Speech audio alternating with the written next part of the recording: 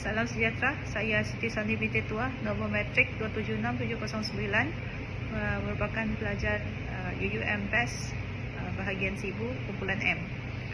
Ini merupakan tugas kumpulan bagi SCCG 3143, Kemahiran Komunikasi Kepengurusan. Slide ini telah disediakan oleh kumpulan kami, iaitu termasuk saya dan juga Nur Adila binti Raipan, Laulina dan juga Nurlina binti Alidin Shah. Saya akan membentangkan mengenai pengenalan.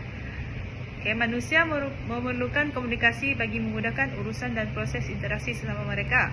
Komunikasi merujuk kepada pertukaran maklumat, idea, menunjukkan emosi dan sikap melalui lisan atau bukan lisan yang berlaku di antara dua atau lebih individu. Komunikasi berfungsi sebagai pendorong pemakluman, mencadangkan memberi amaran, memerintahkan mengubah tingkah laku serta membantu manusia mewujudkan hubungan yang lebih baik dan untuk membuat interaksi bermakna yang menjadikan mereka lebih mudah untuk dipahami. Komunikasi yang berjaya adalah apabila penerima mengakuinya, iaitu apabila pendengar atau pembaca memahami. Mereka akan memberikan tindak balas terhadap mesej yang disampaikan. Seterusnya, komunikasi dianggap sebagai salah satu alat terpenting dalam proses pengurusan. Pengurus menggunakan sistem komunikasi untuk merancang, mengatur, mengarah dan mengawal aktiviti dan juga orang.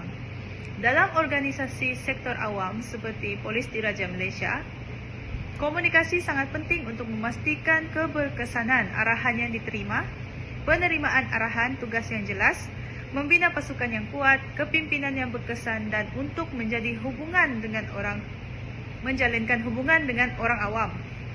Contoh, menyampaikan kesedaran kepada orang awam tentang kepekaan terhadap keselamatan dan menghindari jenayah berat adalah memerlukan komunikasi yang berkesan agar mesej tersebut berjaya disampaikan kepada orang awam. Begitu juga di antara pemimpin atasan dan orang bawahan. Mereka memerlukan komunikasi yang berkesan agar arahan seperti operasi kerja yang dijalankan mengikut strategi yang telah ditetapkan. Seterusnya, saya akan menyerahkan pembentangan ini kepada rakan saya yang lain. Terima kasih. Latar belakang PDRM.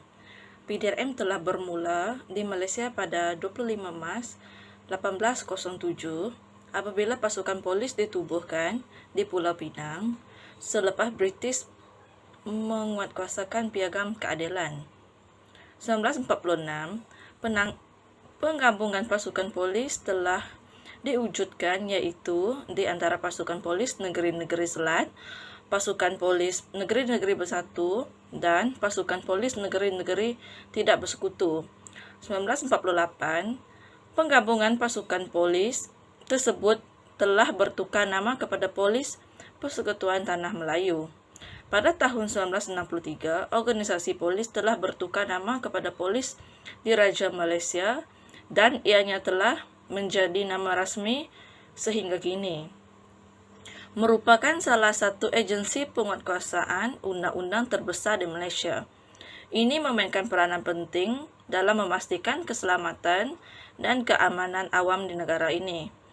Mereka juga bertanggungjawab untuk mencegah penjenayah, penangkapan dan mengawal penjenayah di Mahkamah Undang-Undang. Dan salam sejahtera, saya Nurlina binti Alidin Shah, nombor metrik 276776. Saya akan membentangkan bahagian 3.0, iaitu permasalahan komunikasi. Di Malaysia, pegawai polis dari semua peringkat dikatakan mempunyai kekurangan kemahiran berkomunikasi, di mana menyebabkan anggota tidak cukup simpati dan tidak mesra rakyat ketika membuat laporan di kaunter aduan. Kelemahan ini juga mengakibatkan berlakunya salah faham komunikasi di antara polis dan orang awam.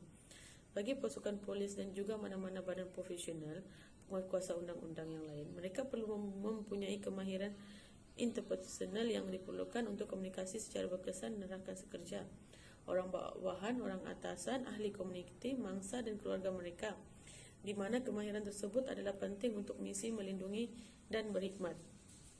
Kemahiran berkomunikasi polis sangat diperlukan untuk menyiasat jenayah, mengawal keadaan, membina kepercayaan dengan komuniti, dan menulis memo serta laporan penting yang diterima. Kemahiran komunikasi juga penting untuk jabatan penguatkuasa undang-undang, terutama bagi mereka yang memimpin organisasi. Objektif program peningkatan amalan komunikasi. Jabatan PDRM perlu membangunkan program komunikasi yang berkesan untuk mengatasi kesan negatif komunikasi yang lemah terhadap pegawai polis, agensi mereka dan penguatkuasaan undang-undang secara keseluruhan. Pegawai polis mesti memahami kepentingan para bahasa seperti infleksi, nada suara dan intonasi, perbezaan antara pendengaran dan mendengar, dan mesej di sebalik bahasa badan seperti ekspresi muka, postur tubuh badan dan pergerakan badan yang lainnya. Salah satu keutamaan jabatan ialah meneliti keadaan dan kualiti komunikasi dalamannya, iaitu berkenaan dengan cara pegawai berkomunikasi antara satu sama lain, cara kepimpinan atasan berkomunikasi dengan orang bawahan, dan dasar serta peraturan yang dibuat menentukan cara jabatan itu beroperasi. Untuk berfungsi dengan berkesan, komunikasi dalam agensi penguatkuasaan undang-undang perlu jelas, ringkas, mudah difahami dan mudah diakses atau disampaikan. Meningkatkan pengurusan komunikasi adalah matlamat bersama dalam organisasi yang memerlukan kerjasama semua orang yang bekerja sebagai sebahagian daripada pasukan. Berkomunikasi di antara satu sama lain dengan mencipta pelan pengurusan komunikasi yang komprehensif, pelan komunikasi yang memanfaatkan bentuk komunikasi terbaik dan menyampaikan mesej yang seragam. Ini amat penting apabila konflik timbul supaya pekerja mempunyai arahan tentang cara mengendalikan situasi ini. Penambahbaikan amalan komunikasi. Penambahbaikan amalan komunikasi dalam jabatan agar pengurusan organisasi lebih teratur melalui komunikasi yang berkesan.